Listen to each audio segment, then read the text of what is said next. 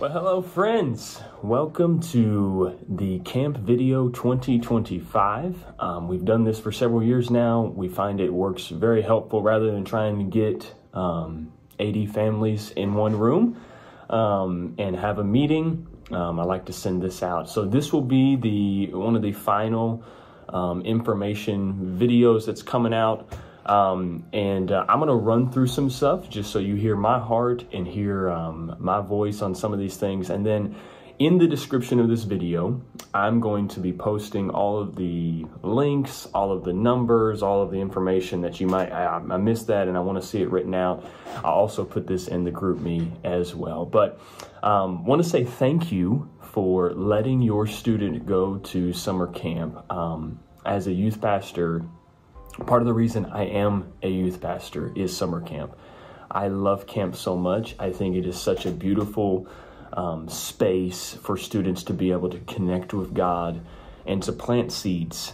We talked about yesterday in the teen class in Preparing Your Heart, the idea of God is always speaking us His word.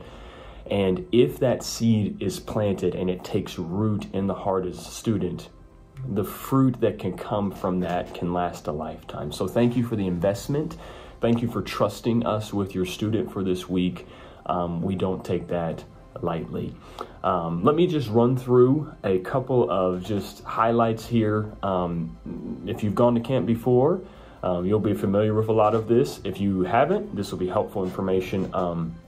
Just some general overview for the camp. We're going to Crossroads Summer Camp. That's in Anderson, South Carolina. It's on the campus of Anderson University. A beautiful campus. I'll put the address on there. I'll put all of the, just their office, their phone numbers, all of that. The camp has a pretty good resource page on their website. I'll list all the links to there. They have a packing list. They have an event guide. If your student's a little nervous and wondering what do we get to do, what options are there, it has all of those there. One thing I'm going to encourage you to look at, it's pretty straightforward, but the camp rules, it might be worth just looking over those things. It's pretty much don't set things on fire, don't bring guns, don't smoke things, like that's pretty much all it is. But it might be worth looking over there. I am going to follow their camp rules, but it's pretty straightforward. And then if you want to see a sample schedule, they'll have that on there as well. Let me give you some information for Monday. So we are 1 week away from camp. I am so excited, and I'll give you my heart at the end of this video on some of those things. But just some practical info things for Monday. We are moving up the time. If you've come to camp before, we normally leave around 12. I'm going to leave at 11:15. And so I need you here with your student at the church no later than 10:30. I need you to be here. We have some information we have to cover. We're going to make sure they get their shirt, their journal, all of that stuff, and then get loaded up to leave at 11:15. One thing that I'm going to need your help with, we are not going to be eating. We're not going to be stopping for lunch or anything until 5 p.m. that night. That's when dinner will be. And so you want to have your student, just have them bring an early lunch. I know it's early. They'll be fine. You can bring that. We can't eat that on the bus. That's just a bus requirement. And so just have them eat that before or keep it in their bag. If they want to eat it when they get to camp, that's completely fine. And so you either need to bring outside food. I'm going to make an ask. We have 79 people going with us to camp, which is incredible. And so we have a restaurant and coffee shop. Many of you know about Grounded here on our campus, which would be a great resource for that. We just cannot have 79 people come order at the counter. And so if you are going, yeah, awesome, we'll get food from Grounded for my student for lunch, that is fine. You just have to pre-order that. I'm going to be a little bit of a stickler on that just to protect our Grounded staff because they're just not set up to handle 80 orders at one time. And so if you want to do that, I'm gonna provide the Grounded coffee shop, Kristen's number in this as well. She said, if you shoot me an order by pre-order by Friday, she said I could have it ready for them and just be an easy pickup there. So do bring a lunch because your student otherwise is not going to eat until 5. And I know it's a little bit early, but it'll be all right on that. And so as far as luggage goes, we do have limited space. We're taking a big trailer, but this is a lot of people. It's the most people we've ever taken. And so I'm going to ask them to limit themselves to one one suitcase, and their bedding. And so if they have extra things, they can bring a backpack. A couple guys have asked, can I bring a guitar? You can. They're just going to have to hold it on the bus or the van, which it is about a 2-hour drive. And so just be aware of that. At that time, if your student has any medications that we need to be aware of, any needs, anything like that, we'll have a team set up there that will handle all of that, get all the information, we'll get your student taken care of for camp. If you have questions about the departure, just let me know. But that will be at 10:30 at the church. Your student needs to be there ready to go and get the final instructions and load up and head out. So excited for that.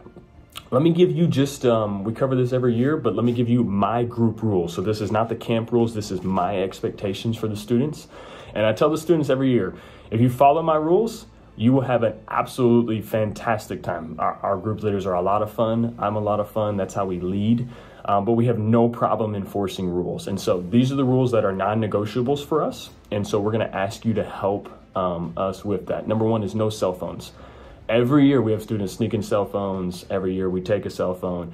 I want you to know, if I find your student's cell phone, I have instructed my leaders to take that from them, hold them for the week. And this is just, I believe it's one of the most spiritually important things of this week. I really do.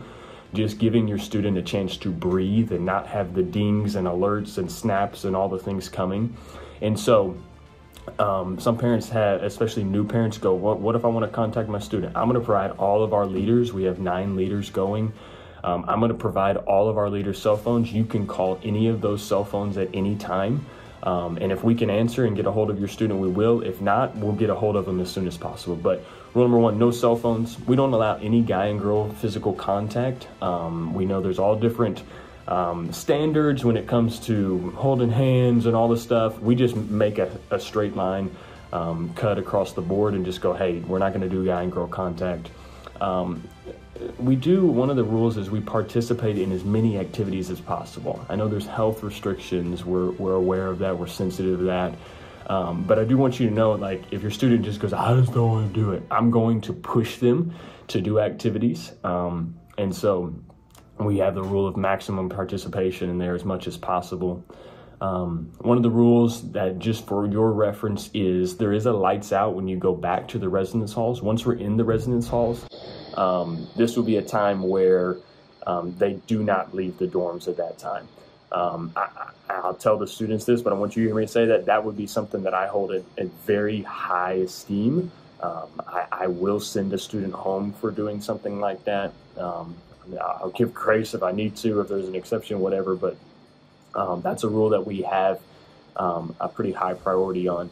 And then once there's lights out, once the lights out have been, it's time to go to bed, nobody leaves the room. And so we just set this is kind of the overarching rule. We don't do pranks, we don't do sneaking out, we don't do any of those things. I just don't tolerate that. And we've had very little problems with that over the years, but I like to say it every year. One rule that I want you to know of, we're obviously taking 70 students in this group. And so our leaders do a very good job of being strategic and being at the different spots in the camp to make sure we're overseeing and hanging out and connecting with the students and just making sure they're protected. And so, but sometimes we realize these are older students, and so we'll allow them to go somewhere by themselves, but our rule is they must be in a group of 5. They cannot just go off by themselves. In fact, I tell the student, if I find you by yourself, I'll give you one warning and just go, hey, maybe you misunderstood, find your group of 5.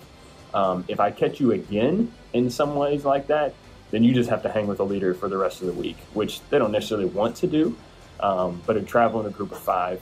And really that group of 5 really only includes our group. I don't want y'all, I was in a group of 5, but it's 4 other people from their church. That's not what I'm talking about. I'm talking about a group of 5. So those are our group rules. They're pretty straightforward. They're pretty understandable. But please help us with that.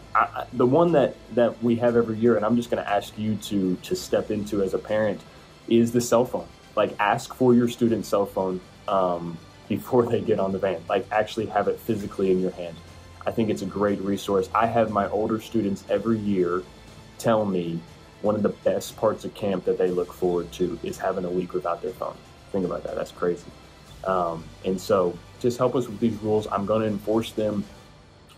We've seen great success with them. I want you to know how I operate. Some of you are very familiar with me. Some of you are new to me, but I want you to know how I operate as a pastor and as a leader. If there's a minor issue at camp, we expect minor issues. This is someone who has a sprained ankle or grumpy attitude, or I don't want to do this, or, whatever. We'll handle those. We've handled those for years. We have no problem adjusting and navigating and working with kids and all of those things. So we'll handle any minor issues. I do want you to know, me taking your student to camp I'm not replacing you as a parent that week. I don't look at myself that way. I hold myself in high responsibility for your student. And so along that ways, if there's a major issue, and we've had major issues, if there's a major issue, this is a major injury, broken arm, we've had broken arms before. This would be some sort of vandalism. A kid just does something dumb, then I'm like, the college is involved or the authorities involved. I'm going to reach out to you.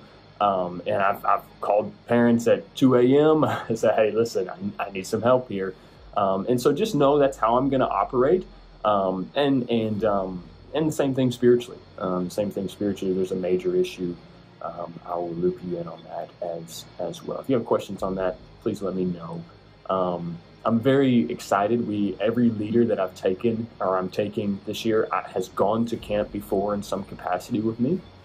And so they're very familiar with the dynamics of camp, walking with students, both spiritually and relationally, and they really do a good job. We have a very, very strong team of leaders, and I'm excited for that. And so, but just know that's how we operate in those things. If you have questions, let me know. And so the last couple of things I'll say, and then I'll try to wrap this up because I try to keep these videos short, is I'm very excited about this week of camp. I love camp, and so it's very easy for me to be excited about camp just in general. But I've had a significant amount of people just randomly, and I don't think it's random, just saying, man, I believe God's going to do something. Like, God's going to show up. Just the temperature of our youth group, some of the conversations we're having, some of the connections that have been made. I think we're primed for the Holy Spirit of God to move in a very real way. My impetus and my goal for your student is for them to hear from God, like actually hear the voice of God this week for them. And so I'm going to ask you to start praying along that ways. A lot of times parents send students to camp hoping that it's a silver bullet or whatever, and it's not. It's a thin place. It's a place where that God can feel real and have connection. But begin to ask God, how do you nurture the seeds that will be planted? How do you step into your students' life in discipleship? What does it look like for your home to grow spiritually? Because they need you. God called you to be their parent and to disciple them in these things. And so if you have any questions, we have a whole week here. If you have any questions, reach out to me. I know my team, Stephanie and Angela, have been reaching out, trying to get waivers. I know it's been a little bit frustrating. Thank you for working with us on that. But if you have any questions, let me know. I'm excited for this week of camp. I believe God is going to move in your student's life. I'm going to be spending time this week praying specifically. I have prayed for all the students, but praying specifically for each student and asking God, what do you want to say to this student? Because I believe he has a word for your student. And so Crossroads Summer Camp 2025 is here, the biggest group we've ever taken, and I believe will be the best week we've ever had at camp. One more thing I want to say, and this is always something we love to do. The Sunday following camp, we will have a celebration service. This will be at our Marion campus, and it'll be at 3 p.m., which is a time change. We're moving it up for a couple students to be able to be there, but it'll be at 3 p.m. On Sunday afternoon. Just a time of celebrating what we believe God is going to do. And every year it's a beautiful time of worship and prayer and just celebrating the goodness of God. So you don't want to miss that. We've had people that have joined our church from that meeting. It's been awesome. And so, be great. So, guys, I love you. I love your families. I love so much getting to be a youth pastor and to serve students and to spend weeks like this with them. And so, thank you. And ready or not, here we come.